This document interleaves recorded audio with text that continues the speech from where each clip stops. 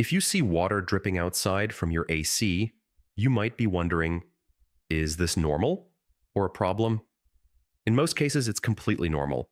Air conditioners remove humidity from the air, creating condensation that drains outside. However, if there's excessive water or pooling near your home, it could mean a clogged drain line. You can clear it using a wet-dry vacuum and flush it with warm water and vinegar. If water suddenly increases after nonstop running, the evaporator coil may be frozen. Turn off the AC, let it thaw, and check your air filter. Older systems may also have cracked drain pans that need replacement. Light dripping is normal, heavy leaking is not. Replace your air filter regularly, flush the drain line yearly, and schedule maintenance to prevent future issues.